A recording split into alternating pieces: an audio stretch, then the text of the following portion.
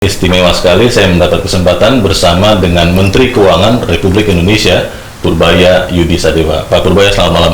Selamat malam, Mas. Terima kasih.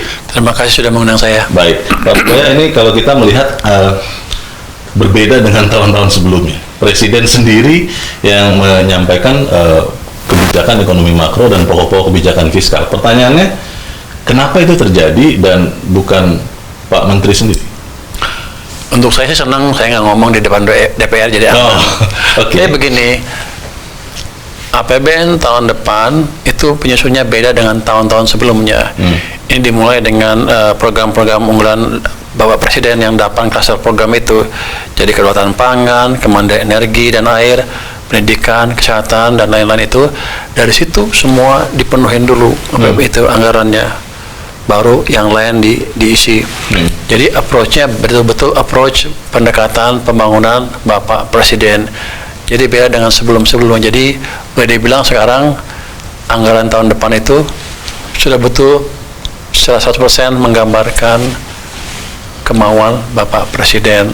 Jadi top down, yang penting-penting dulu diisi, yang program-program yang ingin Bapak Presiden majukan, yang 8 klaster tadi yang saya bilang tadi, baru nanti yang lain diisi. Agak beda dengan tahun lalu memang.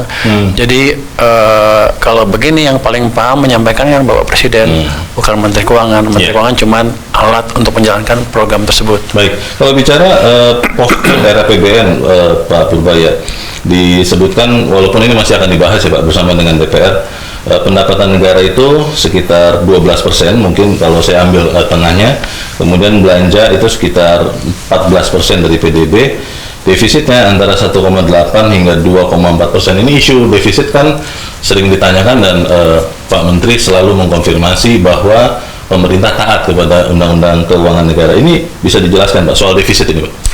Defisit kan kita tahu kita lagi diincar sama lembaga pemeringkat dunia, Moody's, S&P, Fitch dan lain-lain. Salah satu acuan mereka adalah defisitnya lebih 3% apa enggak, itu dianggap level yang prudent. Jadi otomatis lah kita ketika dalam masa perubahan seperti ini, kita nggak akan membuat keributan dengan melewati defisit di atas 3%. Jadi kita atur antara 1,8 sampai 2,2%. Jadi itu pun masih akan diskusikan, tapi kita yakin kita bisa tekan ke yang lebih rendah untuk memberikan pesan bahwa kita emang menjalankan kebijakan fiskal yang prudent. Kalau teman-teman Anda ekonomi luar kan pada bilang katanya fiskalnya berantakan. Enggak, kita jalankan fiskal dengan baik. Tahun 2025 kemarin defisit kita hanya 2,8%, bukan 2,9%. Itu pun di tahun lalu kita bisa menciptakan pertumbuhan berapa 5,39 kan. Sekarang tahun pertama kita bisa tumbuh 5,6 dengan kondisi anggaran yang seperti ini. Artinya dengan uang yang ada kita bisa menciptakan pertumbuhan ekonomi yang lebih cepat. Jadi sebetulnya kuncinya itu efisiensi belanja dan memastikan semua sektor di perekonomian jalan dengan baik. Pertanyaan saya mau fokus dulu ke kerangka ekonomi makro nih Pak Purbaya, terkait dengan pertumbuhan ya. Di dalam asumsi pertumbuhan untuk ekonomi itu diasumsikan 5,8 hingga 6,5% tahun depan. Kita kan masih di bawah tekanan geopolitik nih Pak, yang kita masih belum tahu juga ujungnya seperti apa krisis di Selat Hormuz. Ini rencana optimis, realistis atau seperti apa 5,8 hingga 6,5 nih Pak? Saya pikir rencana realistis itu, karena hitungan kita adalah kalau kita bisa jalankan mesin pertumbuhan fiskal dan pemerintah dan masyarakat atau private sector bareng-bareng, harusnya tumbuh 6% nggak terlalu sulit. Sekarang kan terakhir 5,6, kita akan coba dorong terus makin cepat.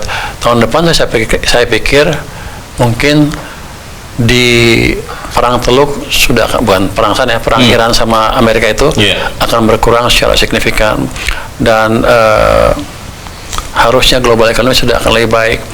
Dan itu pun kalau kita bisa mendorong tadi mesin pertumbuhan domestik sama pemerintah secara baik, harusnya bisa tercapai di atas 6%. Artinya kondisi akan lebih menunjang kita untuk tumbuh lebih cepat tahun depan. Jadi itu bukan ngarang-ngarang. Tapi saya mengerti kenapa banyak orang nggak percaya, Karena memang sebelumnya kita di bawah kutukan 5% kan. Ketika triwulan keempat tumbuh 5,39 ribut. Wow, ini triwulan 1 tumbuh 5,6 makin ribut lagi. Wow, angkanya nggak jelas. Padahal kalau kita lihat keliling kita, sebagian besar masyarakat sudah beraktivitas dengan cukup baik. Kita lihat ke jalan-jalan, ke mall, ke pasar, semuanya lebih sibuk dibanding sebelumnya. Tentunya memang nggak sempurna, belum sempurna, tapi kan kita baru mulai cover. Jadi yang jelas kita sudah bisa membalikkan arah pertumbuhan ekonomi yang tadinya flat cenderung turun ke arah pertumbuhan yang lebih cepat. Jadi kita sudah mengerti mesin-mesin apa-apa yang mesti digerakkan untuk menciptakan pertumbuhan lebih cepat. Jadi saya yakin itu akan berjalan terus ke depan, artinya ekonomi akan tumbuh lebih cepat lagi. Karena saya akan jalankan pemerintah pusat, pemerintah daerah. Nggak bisa belanja, saya potong. Walaupun itu ancaman jalan, terus swasta juga kita dukung. Terus kita pastikan keadaan uang di sistem finansial kita cukup sehingga semuanya bisa bergerak. Salah satu yang juga membayangi kita saat berbicara ini, Pak Purbaya, adalah nilai tukar rupiah, Pak. Kalau kita melihat memang dolar sedang menguat, juga salah satunya dampak dari krisis geopolitik, dan kalau saya mengacu ke anggaran tahun depan rencananya asumsinya di 16.800 hingga 17.500. Ini memang bukan ranah Kementerian Keuangan, tapi karena Menteri Keuangan Ketua KSSK, Pak, saya rasa ini penting juga. Bagaimana kemudian nilai tukar itu bisa dicapai, Pak? Anda belum lama mengatakan di bulan Juni, Pak, dolar bisa ke 15.000. Itu bagaimana tuh, Pak Menteri? Kan gini, fundamental ekonomi kita bagus. Di semua sisi, semua lini loh, belanja pemerintah, belanja masyarakat, inflasi terkendali, investasi bagus. Jadi sebetulnya yang membuat rupiah melemah itu agak membingungkan untuk saya, karena kalau lihat fundamental ekonominya harusnya menguat. Jadi kemungkinan besar yang bentuk kenapa rupiah sekarang adalah, selama sekarang adalah ekspektasi bahwa rupiah akan melemah. Jadi salah satu faktor yang menentukan nilai tukar adalah ekspektasi.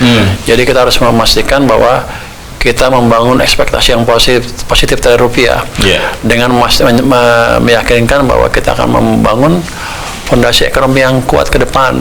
Biasanya kalau ekonominya bagus, investor akan masuk ke sini, investor akan masuk ke negara-negara yang pertumbuhan ekonominya bagus. Harusnya ekonomi akan menguat secara signifikan ya.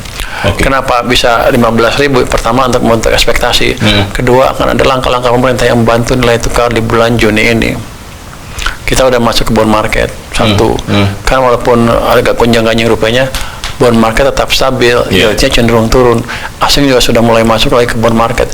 Itu salah satu fondasi untuk membangun kepercayaan atau ekspektasi terhadap nilai tukar.